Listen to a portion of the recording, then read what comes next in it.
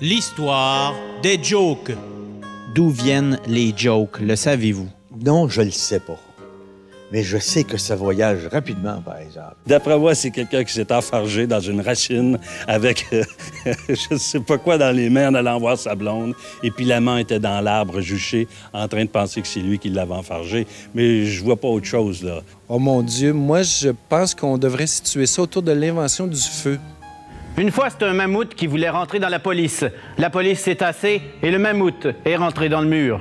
C'est là qu'on a commencé un peu plus socialiser parce qu'on repoussait les limites de la lumière et tout ça. On s'assoyait autour d'un feu et là, on se mettait à raconter comment on avait tué le bison. Et évidemment, il y avait un chasseur probablement qui racontait de façon très héroïque. Et sûrement qu'il y avait quelqu'un qui avait déjà un sens comique à côté qui se mettait à se moquer un peu de ça. Qu'est-ce que c'est qu'une nouvelle histoire?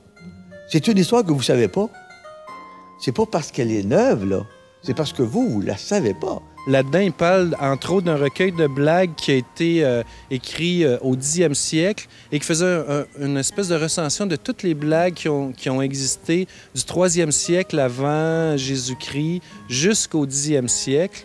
Et ce livre-là, qui s'appelle L'Ami du rire ou le Philo-Hielos, contient 265 blagues. Je me rappelle d'être allé en Égypte, il y a à peu près 10-12 ans. Et on avait un guide qui parlait français et il commençait une histoire drôle, puis je donnais le punch. On avait les mêmes gags. Et pourtant, à cette époque-là, l'Internet, c'est pas populaire. On rit des mêmes choses à travers le monde, finalement. Au lieu des newfies, c'est des chameaux. Exactement. Un chameau. Il y a des chameaux à trois bas. C'est un chameau ordinaire, mais qui s'est cogné. Vous avez écrit, selon moi, une des bibles de la joke québécoise. C'est le coin du newfie. Il y avait une mode, c'était les newfies dans le temps. Là, c'est rendu les blondes. Savez-vous que c'est-tu vous qui avez parti ça ou comment ça qu'il y avait des newfies dans ce temps-là? On riait des newfies. On riait des newfies, mais on riait des newfies parce que dans le reste du Canada, on riait des frogs.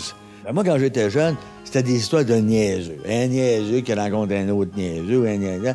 Ensuite, ça a été des newfies. Là, c'est des blondes. Mais c'est les mêmes histoires. Moi, je pense que c'est comme les lettres de l'alphabet, c'est-à-dire qu'il y en a 26 et c'est la combinaison de ça qui fait qu'à un moment donné, les blagues sont différentes.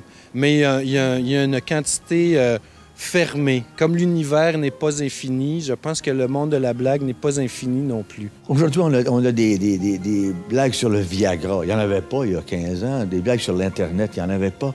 Ça change, ça évolue. Des blagues sur le Viagra, il y en a plein. Tu te dis le journal, 2 voleurs ont volé un camion de Viagra. On recherche des voleurs endurcis.